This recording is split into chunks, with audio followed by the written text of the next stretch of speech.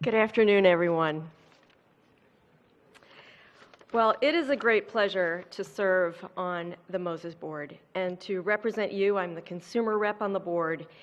And it's really important to me as a dietitian that you know how important it is that your work continues. You are true healthcare providers if you are growing food organically, protecting our water, our land, our planet, our children, future generations. So thank you very much.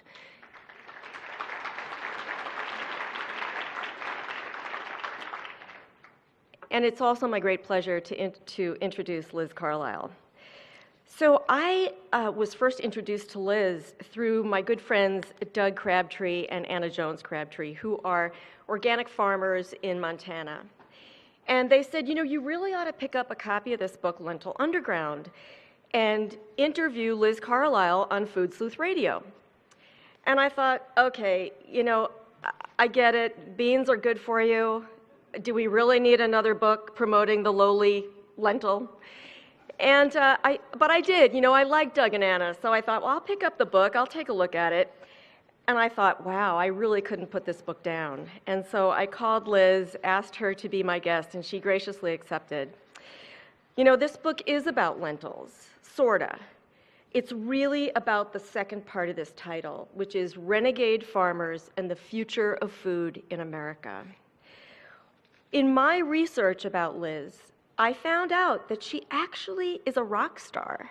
She is a country music singer, and the Boston Globe described her as a little bit Faith Hill, a little bit Dar Williams, that rare songwriter who lets you tap your feet and brood at the same time. Liz is an artful songwriter and storyteller. And I think that's because she's such a careful listener. And occasionally I will interview people where I really get that understanding that not only is she listening carefully, but she's replying thoughtfully. And it's a real gem and honor to interview somebody like that.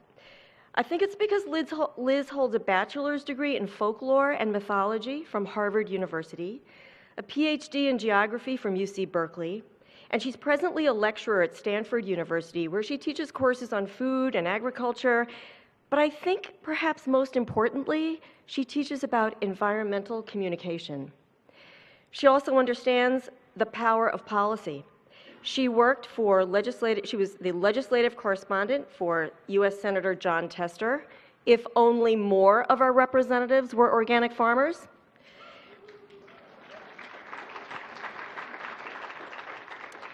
Liz has been recognized for her writing because it combines research with social impact. I think you'll agree that we need her written, spoken, and sung words now more than ever. So please join me in welcoming Liz Carlisle, who will spill the beans on Lentil Underground.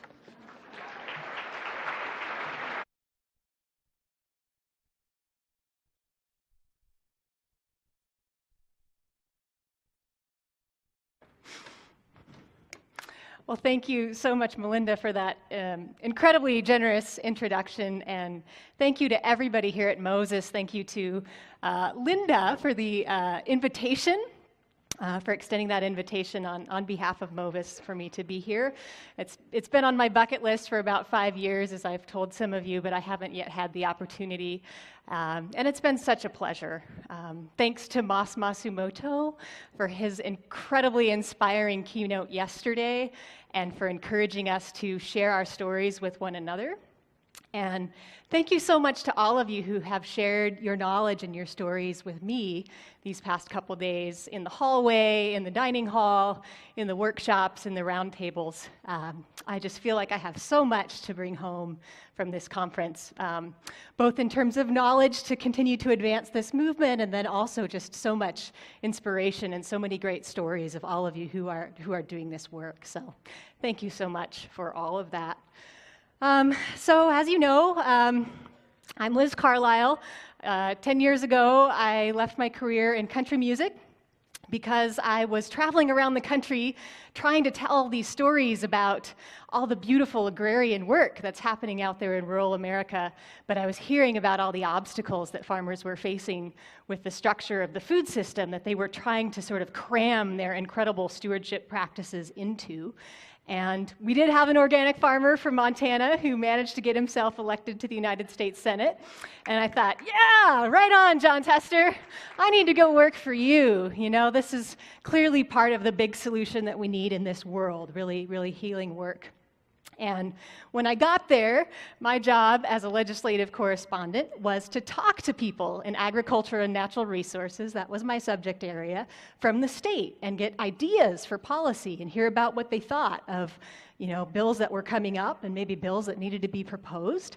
And I realized that this John Tester, who was really the first organic farmer that I knew about, was part of a much larger movement, and that there had been farmers, much like many of you, who for 30, 40 years had been working with each other to develop organic systems, organic rotations, ways of making organic possible in their place.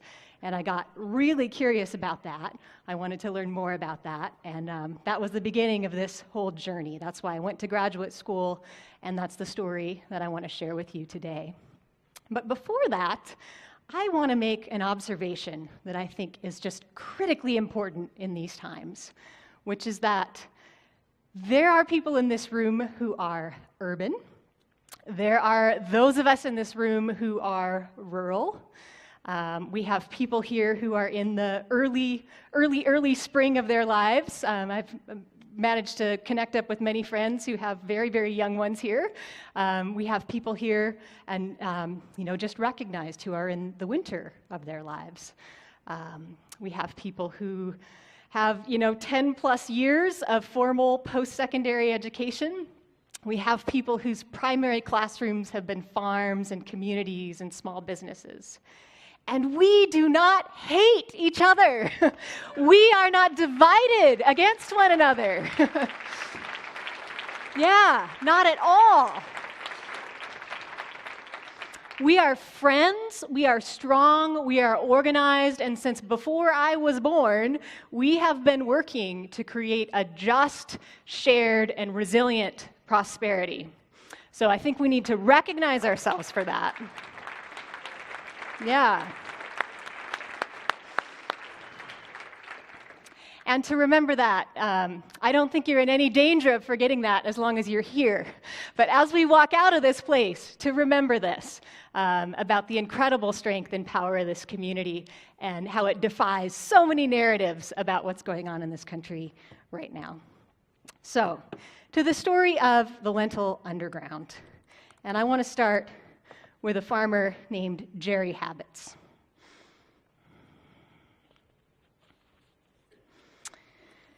Three dry years at the turn of the millennium had left barley farmer Jerry Habits desperately searching for answers.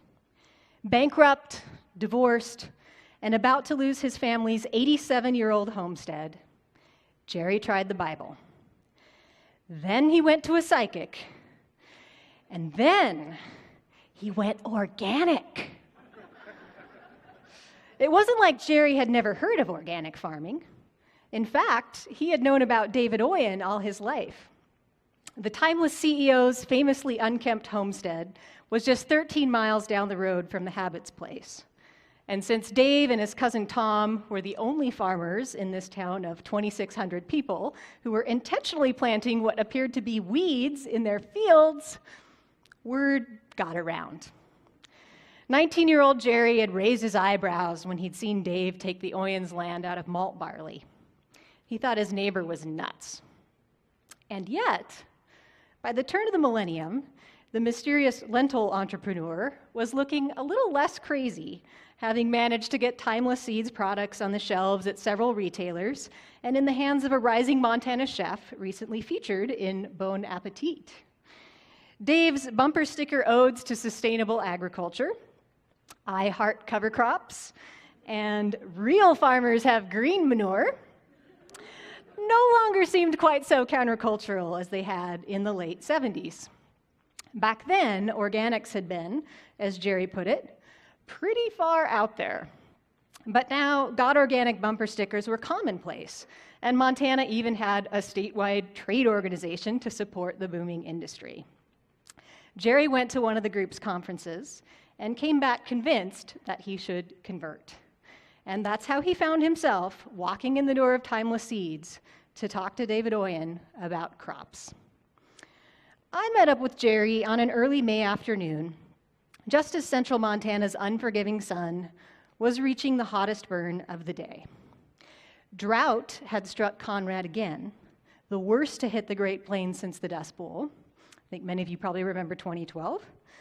But this time, Jerry was ready.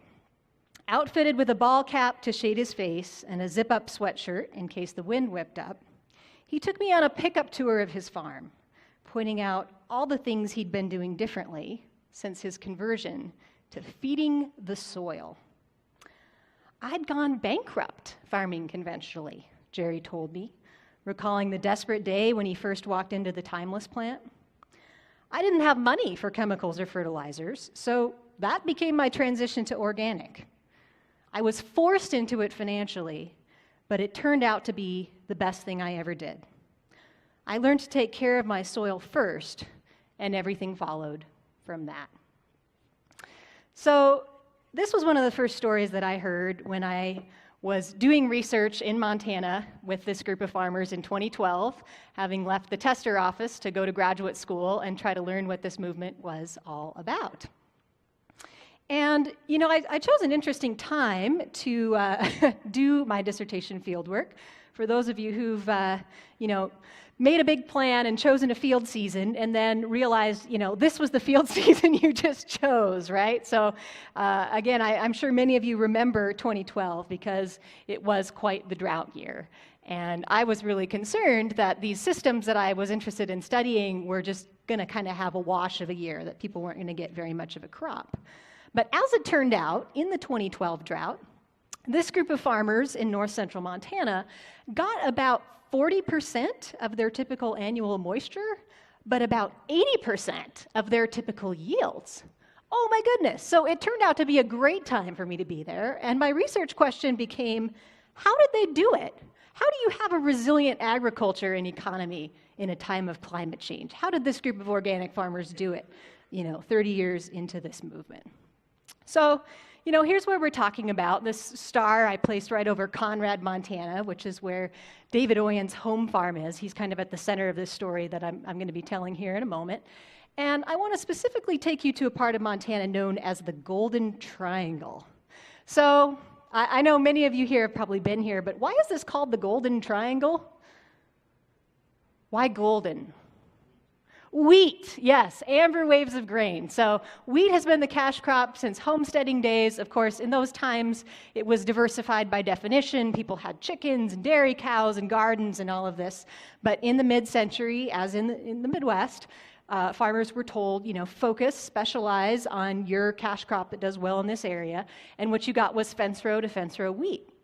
And sort of all of the associated problems, right, with soil, with waters, eventually not an environmentally sustainable system to have nothing but wheat or maybe barley and kind of a wheat fallow type of system. So this is the kind of system that put people like Jerry Habits in a bind. And particularly in the 1980s, in the farm crisis times, there were 3 years of big drought. The fertilizer prices were high, the grain prices were low, and so, this was an earlier wave of what Jerry Habits experienced of farmers having to make a choice between getting out of agriculture and making some kind of really, really big change in their systems. So, this is when the group of people that I ended up working with said, we need to come up with a different agricultural system. We need to figure out a way to do organics in Montana. So this is where the farms are located that are featured in the book. And these are some of the farmers that I ended up talking to. Jerry Habits is down there on the bottom in the blue shirt. And, just to kind of return to my earlier observation about this conference, these people are all over the map in terms of age, in terms of where their learning experience comes from, in terms of how they fit on the political spectrum. But this is the group of people that's come together to try to figure out this challenge of a different agriculture that could be sustainable for them and their families, as well as for their lands, and for all of us who, eat from the food system and who count on it as a major piece of our lives. So, the question was really, what's the place that we're starting with? How would we build an agricultural system, a farming system that made sense for our place?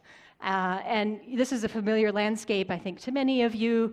I often speak to groups in California who, maybe haven't seen a landscape like this, but semi-arid was a really key characteristic of this place that they had to plan for. And then, the other thing is, these are large-scale production agricultural grain systems. And here again, something I think familiar to many people at this conference who are doing row crops. But at the time, the organic movement in the 70s and 80s, a lot of what people were reading about in the national publications was about truck farms doing vegetables with major metropolitan markets nearby and, different kinds of growing seasons. Here, we're talking about mechanical cultivation and harvest, people who have 5,000 to 10,000 acres. So, you couldn't just copy what you're seeing out of California or Oregon or New England, but what you could do is start with the same question, is how would we make a farm system appropriate to our place if we didn't use inputs as part of that farming system? If you took away the synthetic fertilizer and the herbicide, which are the primary inputs in this system, what would we have to do for that system to be able to sustain itself on its own? So, they looked at, okay, we need weed control and we need fertility, obviously. We're not going to get weed control if we don't diversify, so we need a more diverse rotation. And we need a rotation that's got the fertility somewhat built in. So, this has got to be all about crop rotation. Melinda mentioned Doug and Anna Jones Crabtree, and this is a map of their farm from 2012, just one of their 5 field blocks at that time. And what I noticed is it looks kind of like a garden plot. It's just so diverse. They're rotating 24 different crops, 36-foot strips. They've got border plantings in between. And this is a more advanced version of what farmers started coming up with in the 80s, based on a 4-year rotation system, essentially. And this was the idea. Year 1, cover crop, right? Crop just to feed the soil. Year 2, go ahead with your grain crop. Year 3, I'm going to come back to. Year 4, something from another family. So this was the, diversify out to other families of plants. Do buckwheat, do flax, do safflower, sunflower. So year 3 was kind of the puzzle, because ecologically and agronomically, they knew it would be great to go into cover crop in year 3. 50% of the time have your land in cover crop, right? That would just be awesome for the soil fertility and soil organic matter. Not so awesome for their budget, right? How could you afford to have everything in cover crop 50% of the time? But they needed another nitrogen boost after that year of wheat. So what could you have in the ground in year 3 that would allow you to put some of those nutrients back in the soil, but you'd still have a cash crop, right? So here's where the star of the show comes in, right? These are lentils midway through the growing season. And they started by asking this question of people at Montana State and their technical service providers. Can we rotate a legume in here? We've been reading this stuff about systems in other places and, Three Sisters gardens and milpas. And they essentially got this answer, which was like, yeah, that's great for Latin America, or that's great for the Midwest, where they have enough growing time for soybeans, but you really need to save your soil moisture for your wheat. So it's wheat fallow, we're sticking with wheat fallow. But they looked at places in the world that had similar climate, that were dealing with this semi-arid issue, that had short growing seasons, and they saw that lentils were a crop that you could grow on this kind of land. So they just started trying it themselves. And they had this great model that I'll talk a little bit more about called farm improvement clubs. But much like what I've been hearing about in sessions here, farmers did this science themselves. They tried this on their own farms. They shared knowledge. And they fixed nitrogen biologically by putting lentils and chickpeas and dry peas in this 3rd year of the rotation. And it actually worked really well in the rotations that they had. It fit into this 100-day growing season. It was pulling water from a different part of the soil profile than wheat. So it actually wasn't competing for water with their wheat crops the next year. It was fitting into this short season. It was breaking up pest and disease cycles. It was helping them with their weed problems. It was actually shading the ground versus fallow, so they weren't having the evaporation or the erosion issues that they would with just bare ground type of fallow systems. And in theory, it was a high-value rotation crop. But the reason I say in theory is that, you totally understand this if you're a row crop farmer. They didn't have like a direct marketing model.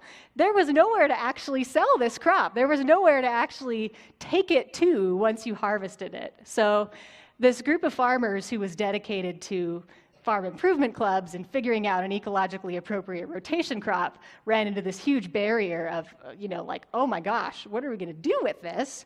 So they had to go into business and formed this business, Timeless Seeds, to process and market ecologically appropriate rotation crops. And so, they start in the outbuildings of David Oyen's farm in Conrad. There's 4 people involved, and this is just kind of, sweat equity. They show up with what they've harvested. They put it in these 25-pound bags. And pretty quickly, they got the handful of natural food stores in Montana on board. But you can do the math pretty quickly about the acreages versus people who were really stoked about eating organic lentils in Montana in 1987. So they went to California. They went to a trade show. Somebody from Trader Joe's picked up on what they were doing and said, we'd love to sell these. Can you give us, 300,000, 400,000 pounds? And they went, oh my gosh, I don't think we're quite ready for that yet, but yes. So they found this grain elevator that had been abandoned in the town of Conrad, and they needed $40,000 to lease it. And so they went to the local bank first and said, we're an organic lentil company, and we have a customer in California, and we'd like to borrow $40,000. And the banker had 2 questions. Some of you have probably heard me or David Oyen tell this story before, but what were the 2 questions? What's a lentil? And what is organic? So they were really starting at square one with the typical financing options. They didn't have the internet at this time. Dave tells me he didn't even have a computer. But they did have the old-fashioned version of crowdfunding, which was knocking on their friends and family's doors and saying, give us $1,000 and you're a proud shareholder of Timeless Seeds. So got in the elevator, fulfilled the Trader Joe's order, learned the lesson about diversification in the marketplace when they got dropped 9 months later when people weren't eating lentil soup in the summer, and that you need to be just as diverse in your markets in order to be sustainable as you are in the field, and sort of rebuilt their marketing strategy to work with hundreds of natural food stores across the country, regional distributors, be a little bit more resilient in that sense. And then in 2006, they needed to scale up again. Food safety laws have progressed. You can imagine that with the new Food Safety and Modernization Act, this probably was not going to pass muster. So at this point, the slow money movement had matured, and they were able to do this sort of crowdfunding strategy again and take their case basically about what they were doing to the larger food system and say, yes, this is really important for family farmers to have this additional market so that they can afford to put in an ecologically appropriate rotation crop and take care of their soil. And also, the rest of us really care about this kind of a healthy food system. This is about not putting additional nitrogen into the Mississippi River watershed. This is about climate change. This is about healthy plant-based protein. This is about a lot of things that people who are not farmers need to care about and invest in as well. So at this point, this is what Timeless Seeds, lentils, and heritage grains and flax looks like if you see it at the supermarket. And they do have some of this retail line in the 1-pound bags. But they also do a lot still in these larger totes. And the part of these markets that they have that I'm really excited about is the farm to institution marketing, farm to school, now some farm to hospital, working with University of Montana, Montana State. They're now also the exclusive lentil supplier to Stanford University. I wonder how that happened. And also UC Berkeley is working with them. sort of starting to tell the story about these domestic fair trade models, right? You have your local supply of produce, you have your international fair trade supply of coffee and tea and chocolate. What about your grains and your legumes? Who are you getting those from? In what ways do urban populations support healthy stewardship in places like this? So, and then access on the other side of that by working with institutions so that it's not just a market of people who can afford to pay these high premiums, but it is also something that's available to, K through 12 kids in Montana, college students who come from all sorts of backgrounds. I think for many people, kind of a chance to try plant-based proteins and all of this 10,000-year culinary history of lentils. And, starting to think now really about the health benefits associated with this crop, now that they've gotten into this more kind of food systems way of thinking about what they're doing beyond trying to find a rotation crop that works for their farms and really thinking about these larger food system stakeholders who are now part of the organization and the operation and the financing. So thinking about, oh my gosh, this is a great source of folates, which is really important for pregnant women. It's low glycemic index, and we have this huge diabetes issue in Montana as in other states. And high in antioxidants, which is something I learned from a Montana State researcher. This is where blueberries are on the ORAC scale. Basil is higher, but this is a gram basis, so I don't know how much pesto you eat, but it'd be hard for me to eat as much pesto as blueberries. But lentils are 56% higher. So, kind of a superfood that humans have been eating for 10,000 years that we can rediscover and really make a staple of diets in a way that can be really important considering the kinds of environmental constraints and climate considerations that we have now. So also thinking about, in terms of this, what's the larger impact on the food system? Plant-based proteins have a low carbon footprint, partly because not needing to use synthetic nitrogen. These are all averages, and if you quibble with this graph, I totally understand. If you do pastured meat, those bars are not so high. So using less fossil energy with legumes because of not having to use synthetic nitrogen. And then people often ask me, so this is like what? There's like 20, 25 family farmers that Timeless Seeds works with. Is this just kind of a little niche story, or is this really making an impact? And I think that's actually a really important part of the story, is that through these farm improvement clubs, way more farmers started getting involved in rotating legumes and experimenting with cover crops than just the people who work with this company. And this group of farmers and this business really focused on the success of the underlying movement of just sharing this knowledge across eastern Montana about how to diversify these systems, and sharing that knowledge with organic producers, with conventional producers, with everybody. So when the company started, there were 2,000 acres of lentil production in Montana. That went up a little bit in their first 5 years, went up a lot in 1997. I had to change the scale of the graph for the next USDA census. Holy cow, 2007. And, by the time you get to 2012, that is a 100-fold increase in lentil acreage in Montana.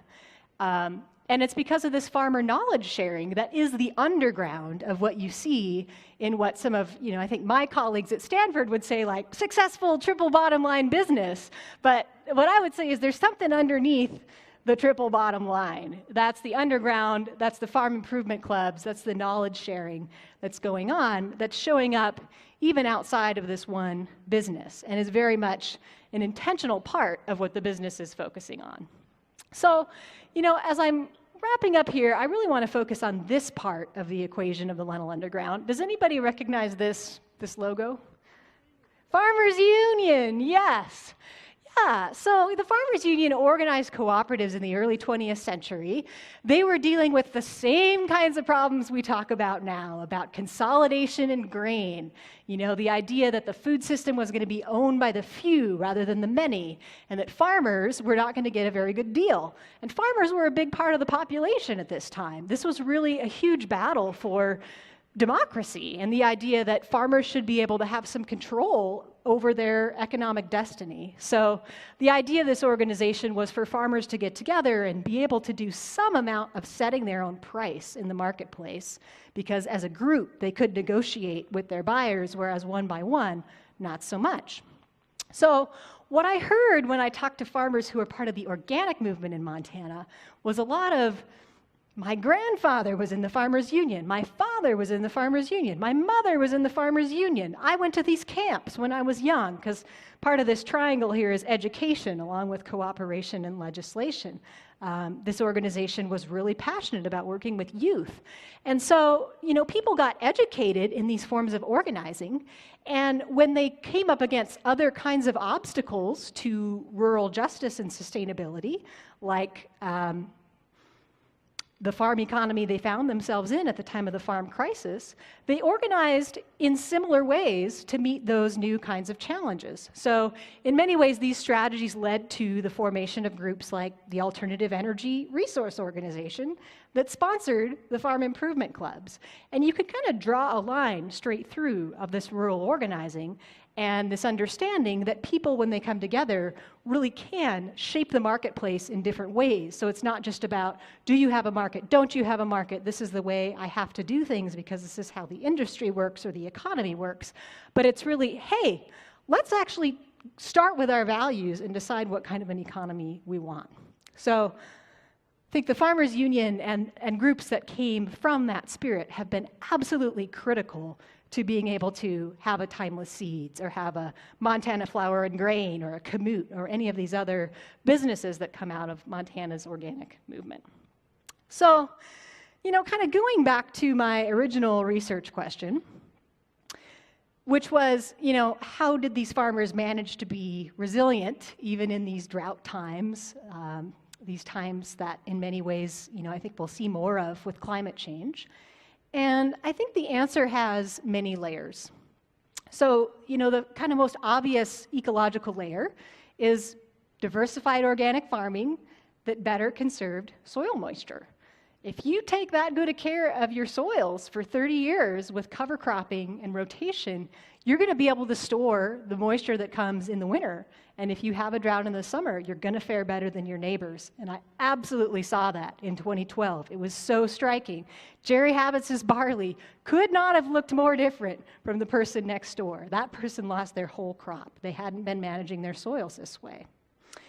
And then the second layer is that what made that economically feasible was a values-based supply chain, a farmer-owned business with a mission to market ecologically appropriate rotation crops. You need that part of the food system.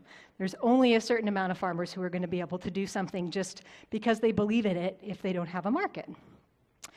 But then underneath that was this farmer science movement that developed knowledge, infrastructure, and along with that, ultimately a new paradigm of agriculture and community life.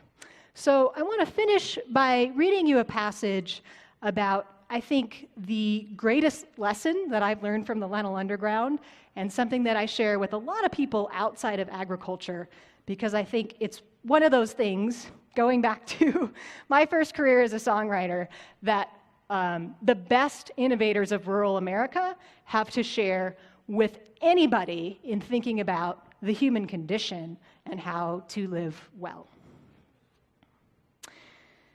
So, much like a newly initiated legume farmer, I want to think that lentils are a straightforward substitute for synthetic fertilizer, a cheaper, more environmentally benign alternative. To some extent, this is true. But if that was really all there was to it, there would be no Lentil Underground.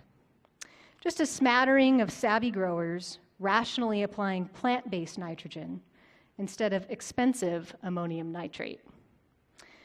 But the fact is that biological fertility is more than just a different nutrient management approach. It's an entirely different way of life, one in which time and space broaden considerably, and the illusion of control falls apart. Building your soil biologically is not a precise prescription for a particular crop, but a contribution to a larger ecology, subject to independent variables, geologic time, and global biogeochemical cycles. You will not capture all the value on this farm in this year. You cannot individualize your return. To build biological fertility is to build community, to accept interdependence with other creatures, and foster a common benefit. This way of life cultivates a new kind of awareness, a new empathy. You have to pay attention beyond this homestead. You have to pay attention beyond this season. Planting organic lentils and all the other crops that go with them becomes part of who you are, what you are conscious of, how you see the world. It forces you to listen more deeply, more expansively. And it softens, to some extent, the borders of the self. This is the great irony of the Lentil Underground, or perhaps its secret. What rugged individualism brought together, only community can sustain.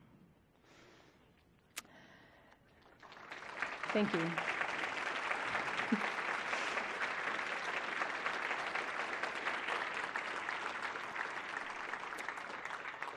So the last image I want to show you is sort of a plea for a different kind of iconography of the agricultural part of this country for the American West. This is an imagery that drives a lot of what we think about this country in general, right? Westerns, this is John Wayne, are part of the folklore of what America is all about and what makes us great.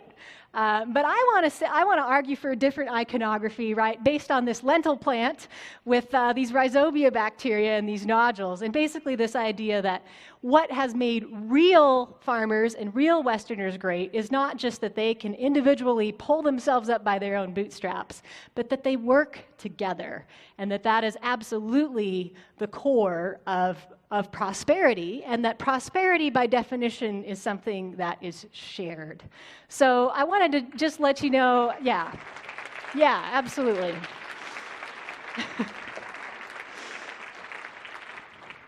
I want to let you know a couple of things because I've met a lot of incredible beginning farmers here. So for Doug and Anna from Velikas Farms, I wanted to put in a quick plug. They have an amazing apprenticeship program. So if farming diversified grains and legumes on the Northern Plains is your thing and you want to get into this, check out Velikas Farms. They run a great program there. And then also for those of you who are involved in the organic business world, Timeless Seeds as an organization is going to be doing some hiring at a pretty high level. So for those of you who are inspired and want to be part of the Lentil Underground in these ways, eat your lentils, and there's also these other kinds of opportunities. Thank you so much. I really, really appreciate the warm welcome.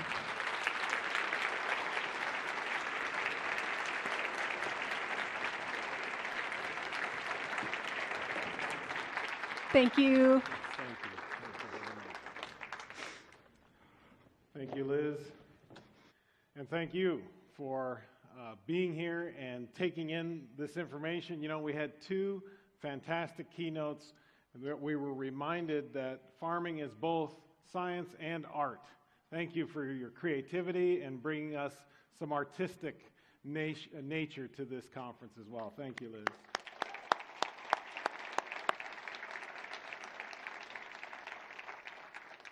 You know, we realize, and this was something that she pointed out, some of the best ideas that are generated out of difficulties. And we are all facing difficulties of various kinds in our lives, in our farms. They come, good times and bad times. And so I leave you, as you go out from here and prepare for the spring season and another growing season, think about the opportunities that are hidden within the difficulties. No doubt they'll arise. No doubt they'll come our way. And let's look for those opportunities. As I said, spring is around the corner, and if you're like me, next week brings a whole nother list of things you need to do. So I'm going to give you an encouragement, something that I've started to do that is beginning to work for me. Some of you might have one of these in your pocket, okay? I talk to mine, and the guy inside there takes care of me, okay? So I tell him things. I tell him to remind me of things in the future. So if you learn something here, try this. Tell your phone to remind you of that thing you learned a month from now, or 6 months from now, or a year from now, maybe right before the next conference. It's going to help you remember what you learned and maybe put into practice what you learned. It really works. It's something that I've done, and I hope you'll try it.